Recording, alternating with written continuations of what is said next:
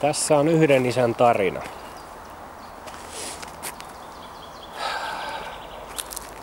Yhden isän, joka on nyt vieraannutettu lapsista viimeiset vuosia 9 kuukautta.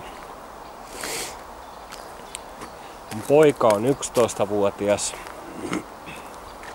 Tyttö täytti just sen vuosia 9 kuukautta. Mä alan nyt tekemään ihan virallisesti ja julkisesti videoblogia tästä aiheesta, koska tää peli kovenee sen verran näköjään nyt, että mä haluan jakaa kokemuksiani samassa tilanteessa oleville, jos näistä on mitään hyötyä. Tosiaan saatiin poika 11 vuotta sitten. Vähän sen jälkeen mentiin naimisiin. Liitto oli suhteellisen lyhyt. Ja eron jälkeen nippa nappa, että pojan asiat pystyttiin yhdessä hoitamaan.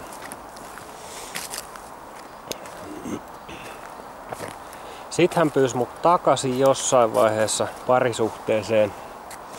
Asuttiin erillään, mutta hyvää aikaa siinä nyt oli semmonen 2-3 vuotta vierähtänyt. Siinä aikana sitten ruvettiin puuhaan toista muksua ja puhuttiin jopa yhteen muuttamisista muista. Mutta tossa vähän ennen tytön syntymää meni sitten sukset ristiin. Mulla oli omia sukumurheita hautajaisten muodossa. Mähän en saanut, vaikka heillä asui viikonloput, niin tunteitani näyttää tietenkään, ettei poika säikähdä. Ja ei siinä mitään. Sitten tosiaan niin ruvettiin odottaa toista muksua siinä. Ja tosiaan tytön syntymän aikoihin niin tuli riitaa puhelimessa. Enää en muista edes syytä, mutta ne on yleensä ollut aika semmosia vähäpätöisiä hommia, mutta kun ei aikuiset ihmiset osaa puhua keskenään. Ei siinä mitään, sitten tuli semmonen mykkäkoulu. Mä olin niin jästipää, että mä en soittanut sitten hänelle päin. Mä ajattelin, että kun hän kerran mut haukkui puhelimeen, niin soittaa sitten mulle päin ja pyytää anteeksi. Se oli minun osaltani virhe. Mutta tosiaan se 2-3 viikon mykkäkoulun aikana meille syntyi tyttö. Ja mähän sain tietää sitten vasta useampi päivä syntymän jälkeen. Ei mua kutsuttu synnytykseen ja näin päin pois.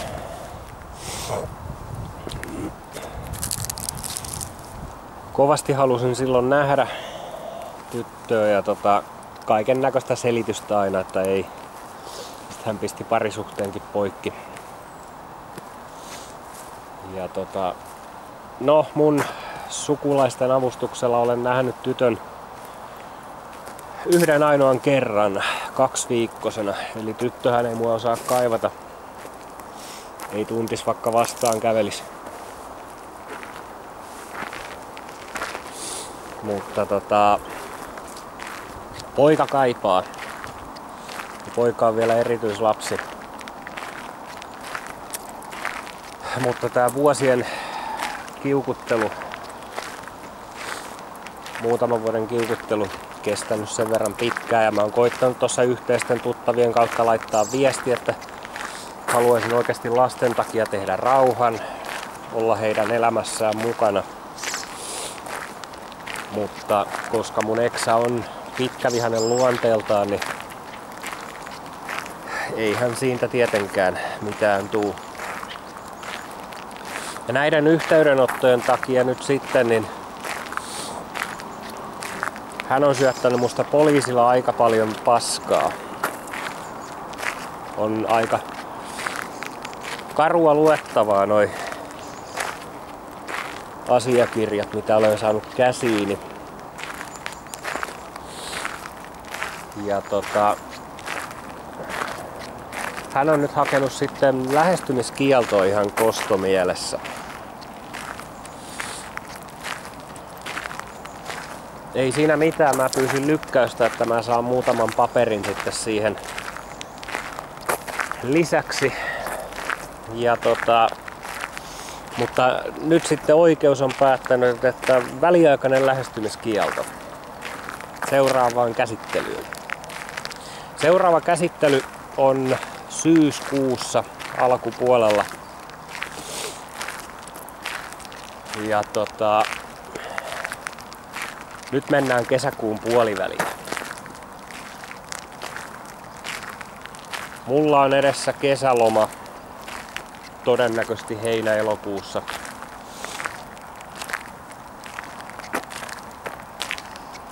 Kesäloma, jota en enää odota.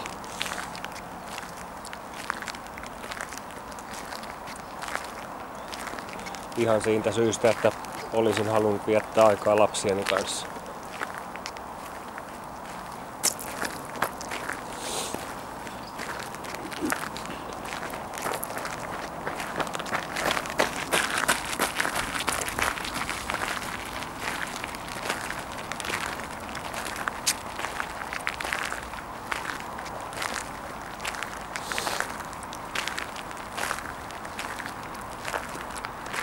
Näillä näkymin sitä aikaa lasten kanssa ei tule.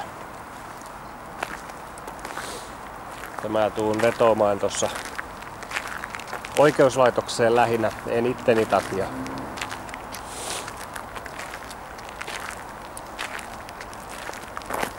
Vaan mun lasteni takia.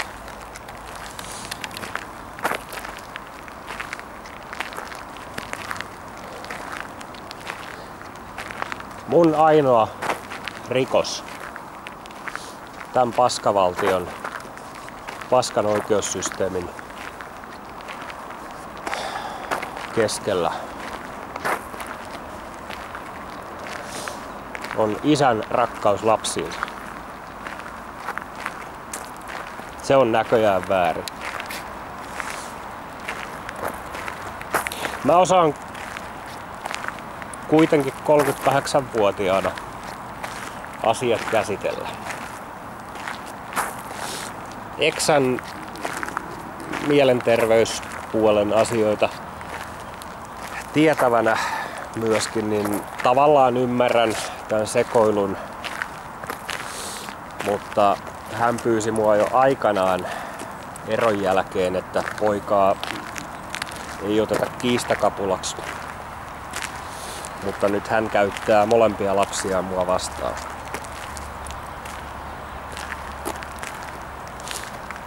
Tietää, että lapset on mulle rakkaita. Mä oon nyt tyttöni elämästä, samoin kyllä poikani, menettänyt nyt 2 vuotta täysin. Ainoa kerta, kun mä oon poikaa nähnyt tänä aikana, oli koulun kevätjuhlissa, johon menin siitä uhkasta huolimatta, että poliisi hakee mut pois. Silloinhan lähestymiskieltoa ei ollut. Ja eksä olisi tehnyt itsensä vaan naurunalaiseksi.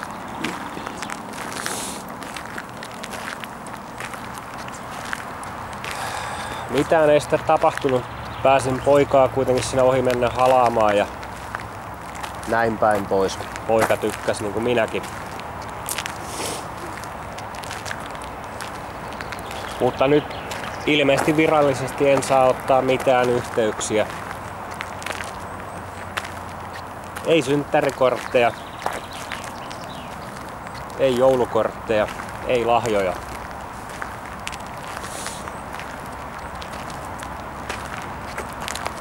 Näin tää paskavaltio riistää lapsia. YK:n lasten oikeudethan sanoo, että syntyneellä lapsella on myöskin oikeus isäänsä.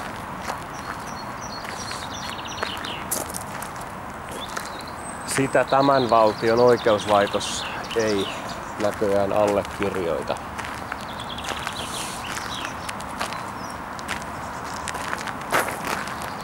Mä tuun jossain vaiheessa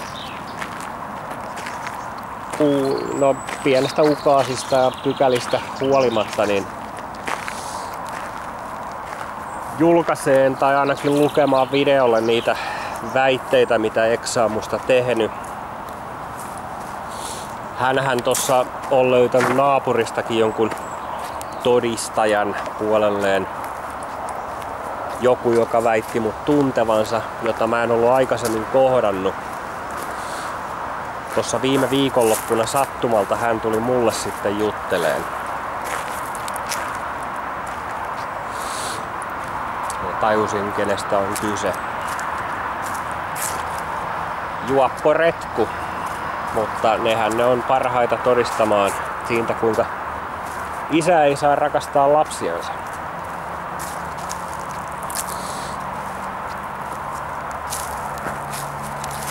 Ei minkäännäköistä kontaktia, ei mitään. En saa ottaa edes valokuvia. Että näin tämä oikeuslaitos vie isiltä oikeudet.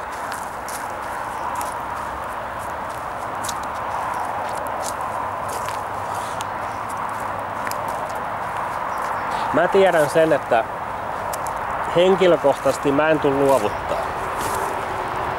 Mä en odota siihen, että lapset täyttää 18 ja saavat sitten itse ottaa yhteyksiä. Siihen mä en lähde.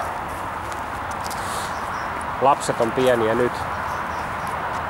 Ei sitten 10-20 vuoden päästä.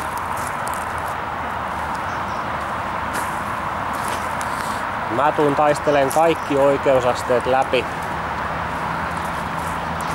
Vaikka uudestaan ja uudestaan, jos se on mahdollista. Se on oikeastaan ihan sama, mitä se tulee kustantaan.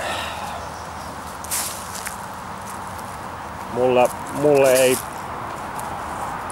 rahalla ole enää mitään paskan väliä.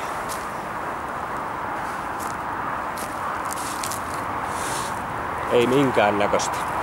Lasteni oikeuksista mä tulen pitämään kiinni.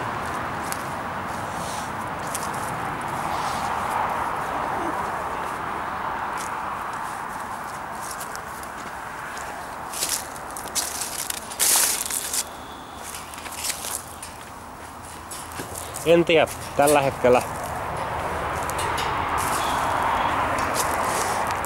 ajatukset on aika sekaisin. Mä sain tosiaan ton lähestymiskieltopaperin nyt suunnilleen tunti sitten.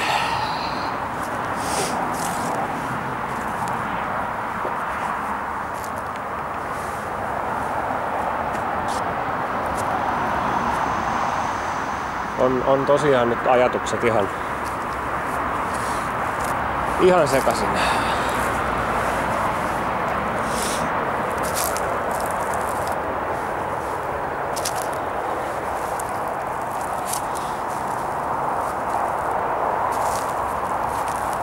Mä oon nyt tosiaan 2 kesää viettänyt ilman poikaa. 1 kesän ilman tyttöä.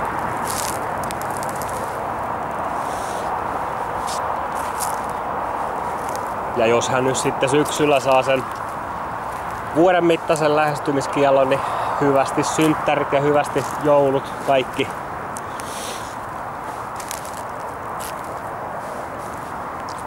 Mulle ei ole näillä perhejuhlilla mitään osaa eikä arpaa enää elämässäni.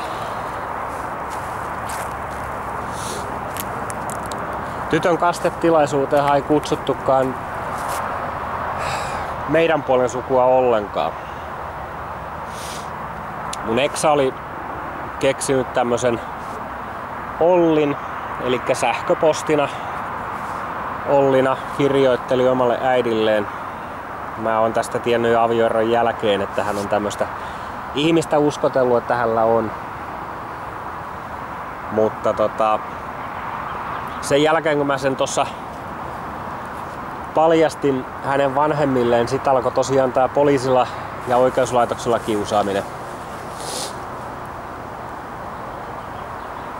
Mut en voi niin kun puhua enää, että äiti rakastaisi lapsiaan. Ei tommonen äiti, joka pitää lapsia vaan pelinappuloina ja eriyttää heidät isästään, joihin lapsilla on täys oikeus, niin en mä voi puhua ainakaan henkilökohtaisesti, että hän rakastaisi lapsiansa. Hän rakastaa ainoastaan sitä omaa napaa ja sitä piiriä, minkä pyörii hänen valheittensa mukaan.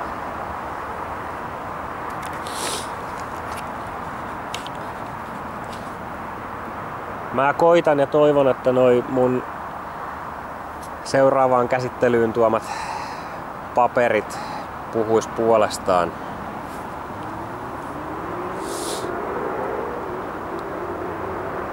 Ja nehän on jonkun verran vanhoja, mutta kun ihmisellä on psyykkinen sairaus, niin ei se siitä parane valitettavasti.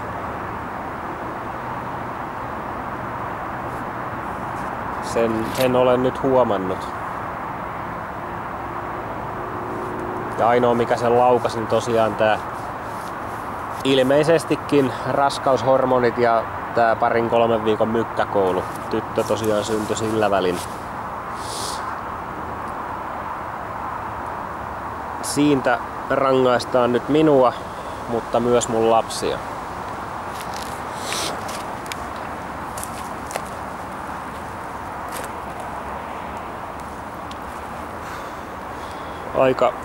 Aika raskasta on tällä hetkellä.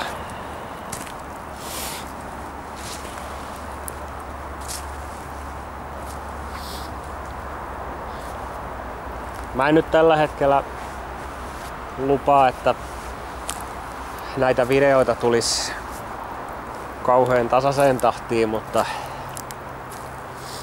tää on mulle tietyllä tavalla terapiaa. Jakaa tämä tuska.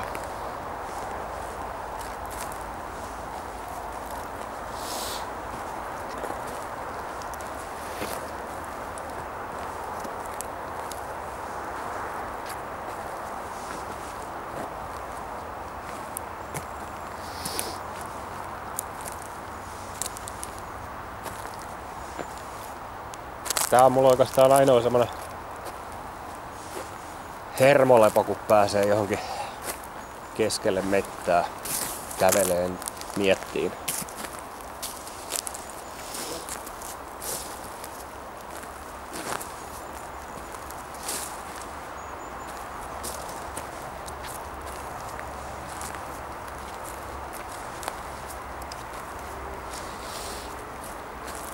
Mut katsotaan, mitkä ajatukset on huomenna. Ei nyt tästä ainakaan iloisemmaksi varmaan muutu pitkiin aikoihin.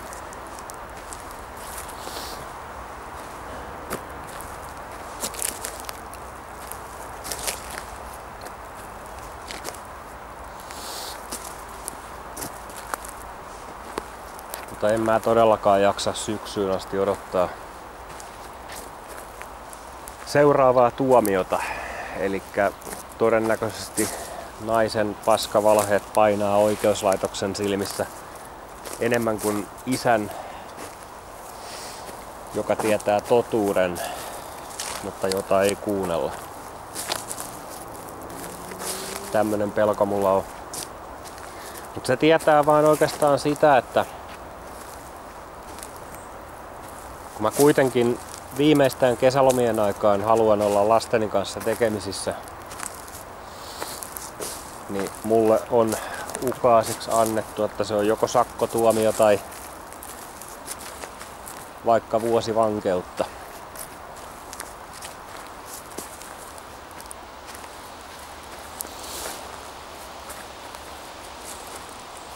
Lapset tulee aikanaan totuuden kyllä kuulemaan,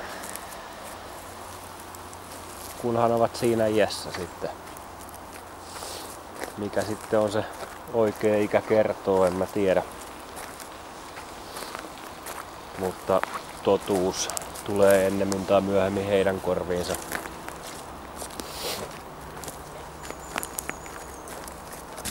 Tietävät minkälainen äiti heillä on ja miksi isä ei ole kuviossa näkynyt.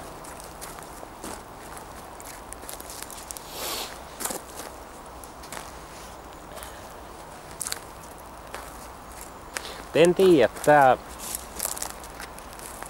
niin sanottu oikeusvaltio, niin mun puolesta haistakoon nykyisellään ihan pitkän paskan.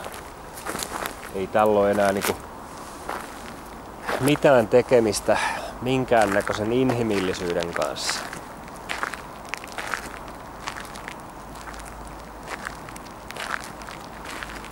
Ei minkäännäköistä.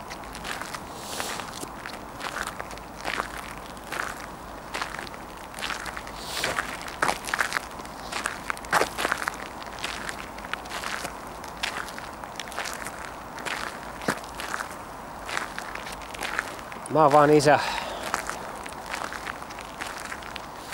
joka rakastaa lapsiaan, joilla on oikeus isään.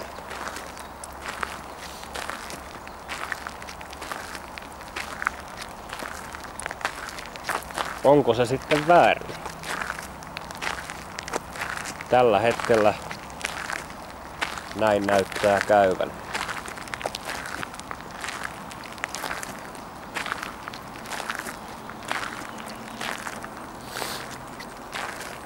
Keinot on aika lailla vähissä, mutta niin juristi maksakoon mitä maksaa. Ei ole mitään merkitystä tosiaan.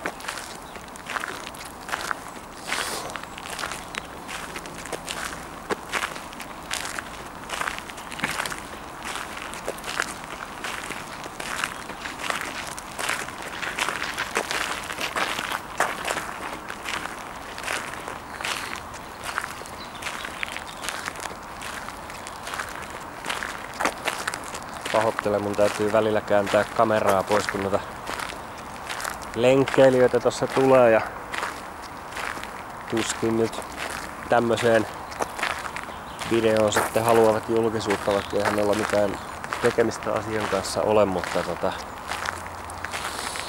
näin päin pois. Mut jatkossa niin mä pyrin saamaan haastatteluja niiltä ihmisiltä, jotka tähän kiusaamiseen ottaa osaa. Oli se sitten viranomainen tai sukulainen tai muuta. Mutta en tiedä, eipä mulla juurikaan tässä niinku sillä hävittävää ole. Periaatteessa.